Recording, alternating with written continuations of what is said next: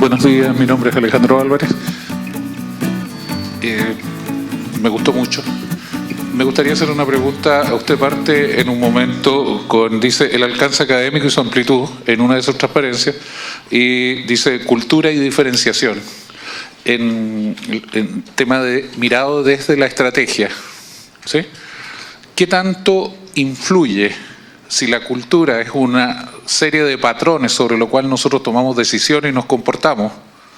El hecho que en los años 50 o 60 investigadores como Becker, distintos autores desarrollaron un modelo o reconocen a la educación como una inversión en capital humano, independiente si el desarrollo es por el área privada o pública.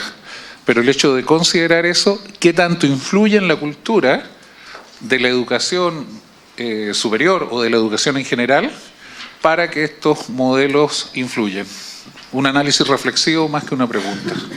Muchas gracias, Alejandro. Así que la cultura es algo esencial en muchos de los desafíos de cómo averiguar cómo hacer este tipo de trabajo efectivo.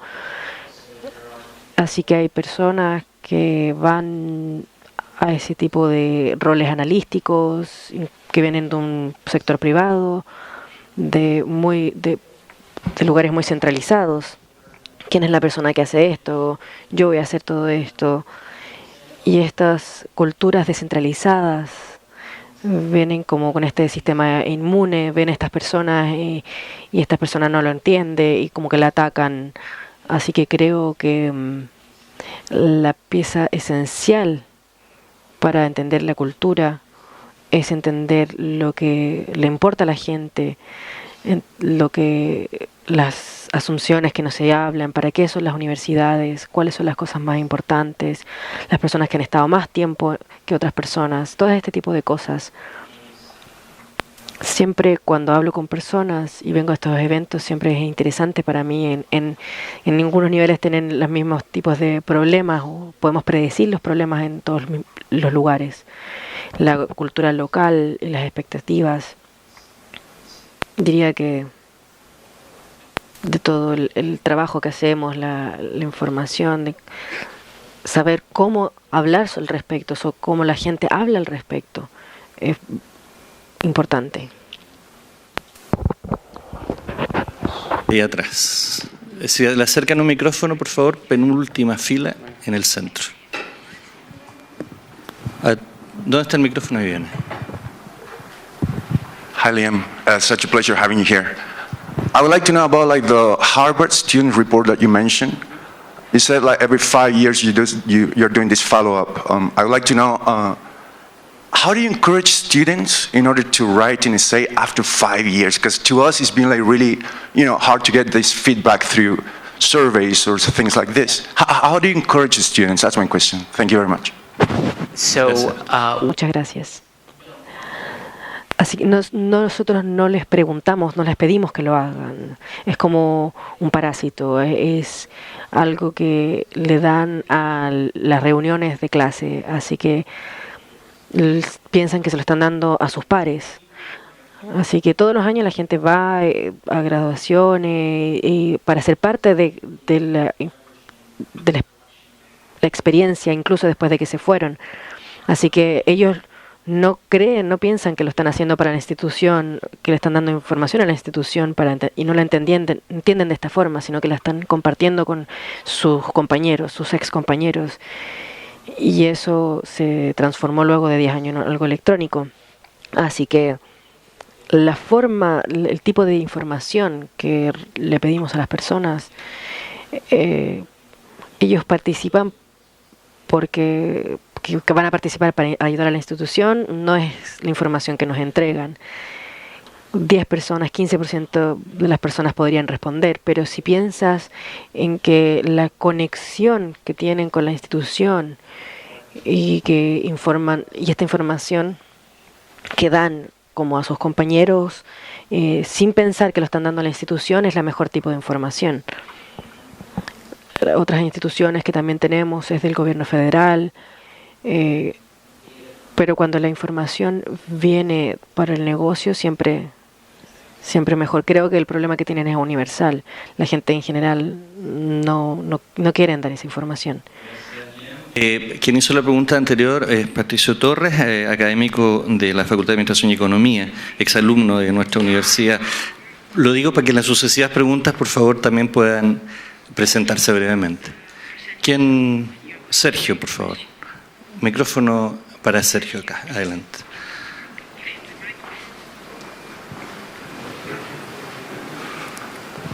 Gracias, Tito. Mi pregunta para el profesor. Sergio, yo te conozco, pero el resto no, para que te presentes. Sergio Moras, actual director de aseguramiento de calidad de la Universidad de la República. Gracias, Sergio. Y ex profesor de esta universidad por 14 años, así que estoy en mi casa. Mi pregunta es la siguiente. Si bien es cierto, lo que hemos escuchado tiene que ver con recopilación de información para el proceso de toma de decisiones en los diseños de planes estratégicos y desarrollo de las diferentes universidades, mi pregunta es lo siguiente: ¿de qué manera se están situando las instituciones de clase mundial en estos rankings, ¿cierto?, que se encuentran, usted decía 15 entre las mejores 20 según algunos rankings, tomando en consideración los avances tecnológicos, la inteligencia artificial y la Big Data? ¿De qué manera se sitúan en el futuro o desde el futuro, para el futuro? Y no obviamente de la trazabilidad desde el pasado, que es que uno podría pensar a través de la recopilación de información. Me interesa el futuro como un escenario de donde vamos a vivir, porque el pasado ya lo vivimos. Gracias, Sergio. Así que hay mucha información interesante sobre el análisis institucional, sobre cómo utilizar la información y la inteligencia artificial para movernos desde lo que les mostramos.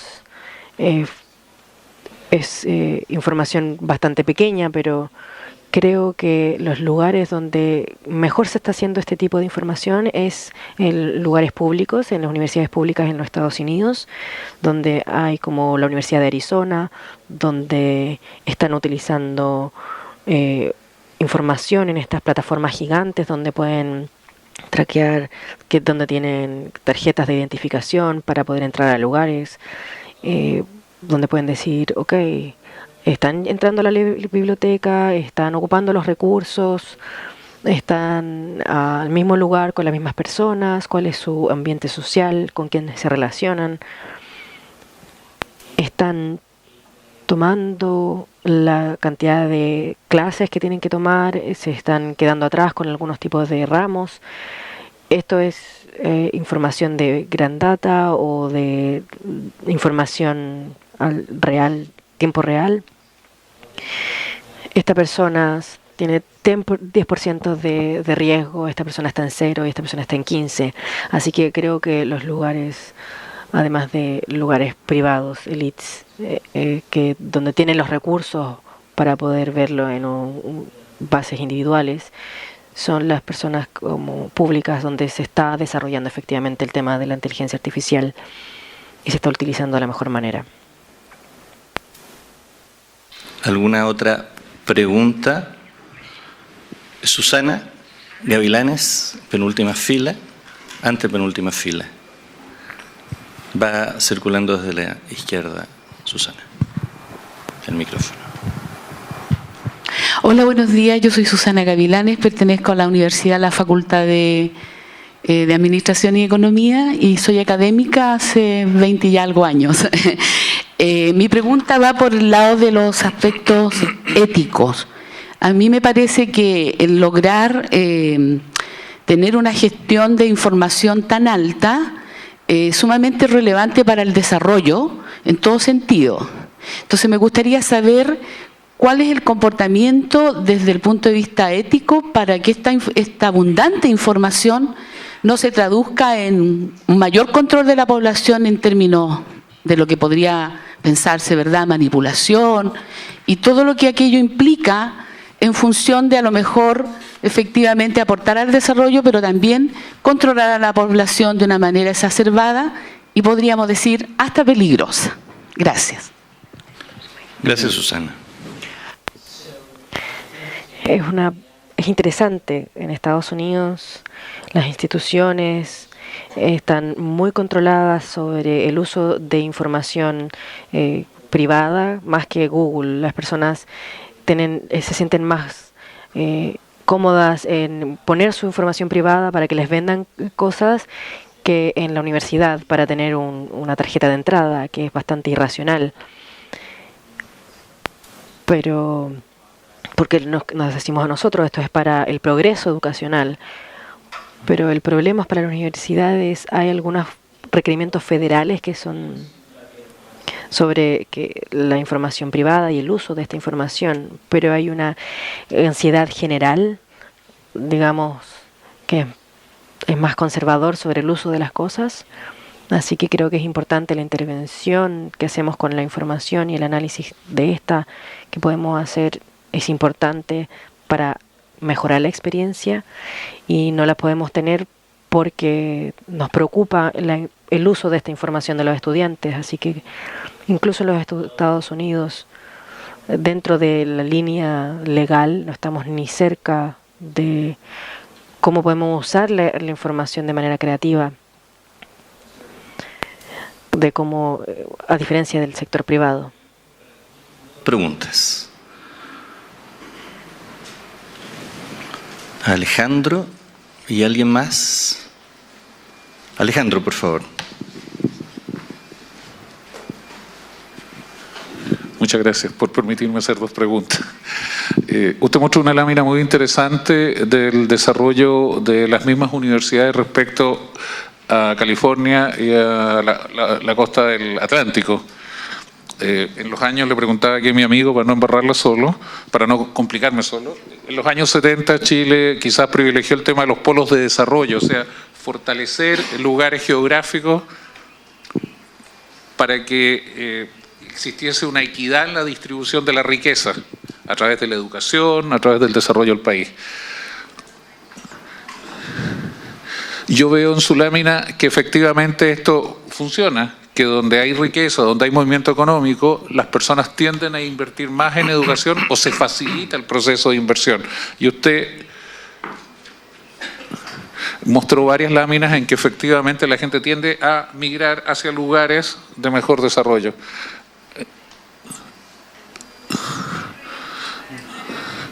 Entonces, una estrategia para nuestras sociedades, que son sociedades en crecimiento con profundas inequidades, podríamos decir que el invertir tiene que llevar asociado también el desarrollo de instituciones de educación como labor social. Gracias. Gracias. Alejandro. Déjame, no estoy seguro si puedo responder eso. Creo que ha sido difícil decir cuál ha sido lo bueno y lo malo. En el caso de Silicon Valley ha sido un poco de ambos. Existían centros académicos de excelencia en 1920, incluso antes de la Segunda Guerra Mundial, y esos focos de crecimiento económico, y durante y luego de la Segunda Guerra Mundial hasta ahora han sido tremendas inversiones por la existencia de esas universidades y entidades y la capacidad de tener fondos federales. Entonces es difícil decir qué siguió a qué. No sé si las personas han querido usar y tener inversiones en la educación como desarrollo local económico. En Estados Unidos hay muchas diferencias geográficas, es fácil moverse ahí. Cuando una persona construye un nuevo edificio y propaga un programa ingenieril y puede irse a San Francisco, New York, Los Ángeles y tratar de hacer la inversión como captiva, hay un problema de usar esta inversión como una estrategia de desarrollo local y también el desafío de saber si va a ser exitoso y si es exitoso porque el gobierno federal invirtió $200 millones durante los últimos 40 años en la Bahía de San Francisco, en Berkeley. ¿Es eso o es porque el desarrollo económico iba a pasar de todas maneras? ¿Es por el clima? Entonces es difícil saberlo y creo que las personas quieren saberlo, quieren saber en general sobre el desarrollo de la tecnología y sus propiedades, pero es difícil determinar los causales y los efectos. Por favor, la última pregunta y se presenta, por favor. Hola, buenos días. Mi nombre es Paulina Berrío, soy jefa de la unidad de análisis de la Universidad de Chile. Y bueno, agradecer al doctor Liam Schwartz por su excelente presentación y a los organizadores también por tener esta gran oportunidad de escuchar sobre estos importantes temas. Tengo una pregunta bien concreta para Liam respecto a las preguntas que él nos planteaba en relación a cuáles eran las estrategias para avanzar. Y plantea 5 preguntas como cuál es la pregunta real, quién está interesado, dónde está la información, cómo movemos adelante estos proyectos y cómo se ve el éxito, cómo visionamos el éxito. Y me queda una pregunta, y lo pregunto por qué no está, pero más bien si es parte de estas estrategias para avanzar, y es cómo se comunica lo que sabemos y lo que analizamos. Me da la impresión que hay información que muchas veces no tiene un fin de ser masivo, de ser ampliamente difundido, sino que más bien tiene un público específico porque es información estratégica. Y quería saber, desde el punto de vista de la experiencia que tiene Liam, cómo se difunden y se comunican los resultados de los análisis institucionales para ser justamente más efectivos y avanzar más fuertemente y sobre fundamentos más establecidos. Gracias, Paulina. Esa es una pregunta que yo creo que es parte de la cultura, es tener el análisis, recolectar la información, hablar con las personas en que nos comunicamos, es una forma, después de conocer los mapas mentales que tienen las personas de las instituciones. Hay momentos en que una persona hace algo realmente interesante y analiza el análisis de datos y presentan algo y tiene una suposición respecto de lo que es Harvard y Chicago y de lo que importa ahí. Hay una expresión tone deaf, quiere decir si no tiene sentido lo que te está dando, la persona lo va a rechazar y lo ignoran. Las personas dicen que esto ya lo hicimos, esto está obvio. Entonces, harto de eso es entender el contexto de la conversación, la cultura, la forma en que las personas están pensando. Y eso es importante para constituir el éxito. El 80% de estas conversaciones exitosas no va a ofrecer un 100% de la visión que tienen sobre la universidad. Y nadie necesita un 100% de cambio, así que con el 80% que ya ha hablado al respecto y el 20% que queda, puedes identificar y comunicar el efecto real y lo que puedes cambiar.